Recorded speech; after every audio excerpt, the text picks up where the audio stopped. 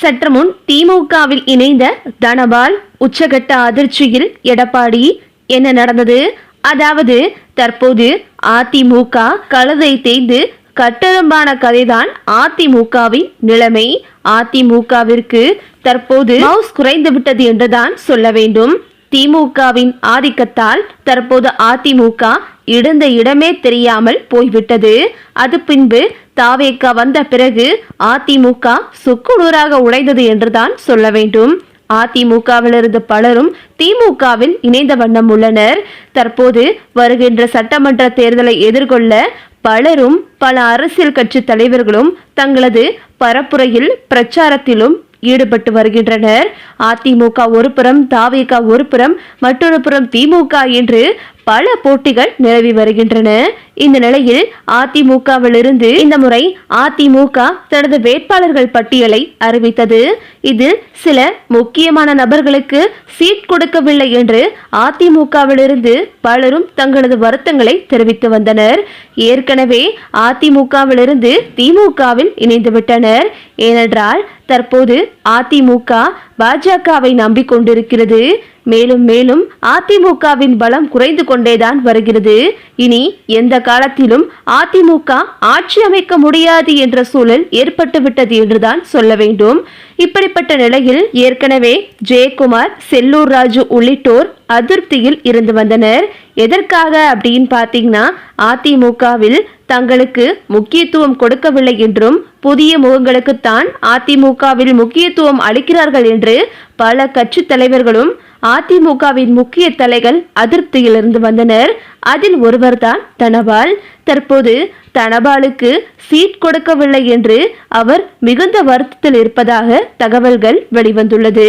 அது தொடர்பாக அவர் வெளியிட்டுள்ள அறிக்கையில், எம்ஜிஆர் அண்ணா திராவிட முன்னேற்ற கழகம் என்னும் மாபெரும் மக்கள் இயக்கத்தை தொடங்கி 1972 ஆண்டிலிருந்து நான் என்னை இந்த இயக்கத்தில் இணைத்து கொண்டு 50 ஆண்டுகளுக்கும் மேலாக கழக பணியாற்றி வருகிறேன்.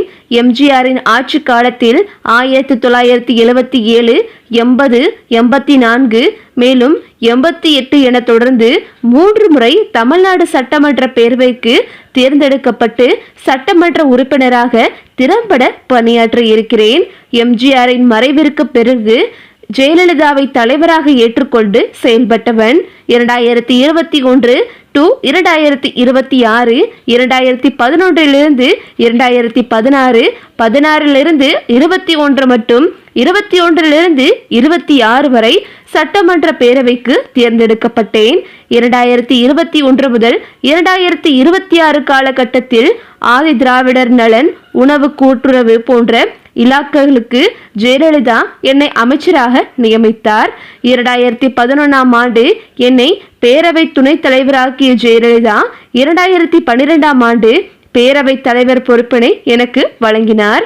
2016 ஆண்டு 2வது முறையாக பேரவைத் தலைவர் பொறுப்பினை ஜெயலலிதா எனக்கு மீண்டும் வழங்கினார். கட்சியில் பல்வேறு பொறுப்புகளை வகித்தவன் நான். இந்திய நாடு சுதந்திரம் அடைந்த பிறகு நீண்ட நாட்கள் பேரவைத் தலைவர் பதவியை வகித்தவன் என்ற பெருமை எனக்கு ஜெயலலிதா வழங்கினார். இதனை நினைக்கும் போது எனது நெஞ்சம் நெகிழ்கிறது. இந்த சூழ்நிலையில் கடந்த 6 மாத காலமாக உடல்நிலை சரியில்லாமல் இருக்கும் என்னை அண்ணா திராவிட முன்னேற்ற கழகத்தின் சார்பில் யாரும் வந்து பார்க்கவோ தொலைபேசி மூலமோ விசாரிக்கவே இல்லை. அந்த தருணத்தில் 1988 ஆண்டு எனக்கு விபத்து காரணமாக கால் முறிவு ஏற்பட்ட போது சம்பவ இடத்திற்கு நேரில் வந்து எனக்கு தேவையான முதலுதவியை அளித்து என்னை மருத்துவமனைக்கு அனுப்பி வைத்த ஜெயலலிதாவை நினைத்து பார்த்தேன். என் கண்களில் நீர் ததும்புகிறது. அந்த தாயின் கருணைக்கு என்னுடைய கோடான கோடி நன்றிகள். தாயில்லாத நிலையை நான் இப்பொழுது உணர்கிறேன். வருகின்ற சட்டமன்ற தேர்தலில் போட்டியிட நான் வாய்ப்பு கேட்டேன் என்பது உண்மை. ஆனால் எனக்கு வாய்ப்பு கொடுக்கப்படவில்லை. அதில் எனக்கு சிறிதும் வருத்தம்தான். உடல்நலம் குன்றி இருக்கும் போது என்னை வந்து பார்க்கவில்லை என்பது மேலும் வருத்தத்தை அளிக்கிறது என்று தனது அறிக்கையில் குறிப்பிட்டிருந்தார் தனபால். இந்த நிலையில் இதனால் விரக்தி அடைந்த அவரது மகன் லோகேஷ் தனபால் தமிழக வெற்றிக் கழகத்தில் இணைந்து ராசிபுரம் சட்டமன்ற தொகுதி வேட்பாளராக தற்போது நியமிக்கப்பட்டுள்ளார். இந்த நிலையில் இப்படியாக அதிமுகவிலிருந்து முக்கிய தலைவர்கள் அனைவரும் கலந்து திமுகவில் இணைய தொடங்கிவிட்டனர். இந்த நிலையில் தனபாலும் தற்போது திமுகவில் இணைய இருப்பதாக தகவல்கள் வெளிவந்துள்ளது. இது தொடர்பாக தனபால் முதல்வர் ஸ்டாலினை தொடர்பு கொண்டு பேசியதாகவும் அது மட்டுமின்றி நேரில் வந்தும் இருவரும் சேர்ந்து பேசியதாகவும் தகவல்கள் வெளிவந்துள்ளது. தனபால் திமுகவில் இணைவதற்கான எல்லா வேலையும் முடித்துவிட்டதாகவும் இன்றோ அல்லது நாளையோ அதற்கான அறிவிப்பு வெளியாகும் என்று தகவல்கள் வெளிவந்துள்ளது. தனபால் திமுகவில் இணைந்தது அதிமுகவினருக்கு பேரதிர்ச்சியை ஏற்படுத்தியுள்ளது. ஏனென்றால் அவர் அதிமுகவில் ஒரு முக்கியமான மூத்த தலைவர் என்றுதான் சொல்ல வேண்டும். இப்படி அனுபவம் உள்ள ஒரு மிகப்பெரிய முக்கிய தலைவரை அதிமுக இழந்திருப்பது பெரும் அதிர்ச்சியை ஏற்படுத்தி உள்ளது. தற்போது திமுகவில் இணைந்த தனபாலுக்கு முதல்வர் ஸ்டாலின் முக்கிய பதவியை கொடுக்க இருப்பதாக தகவல்கள் வெளிவந்துள்ளது.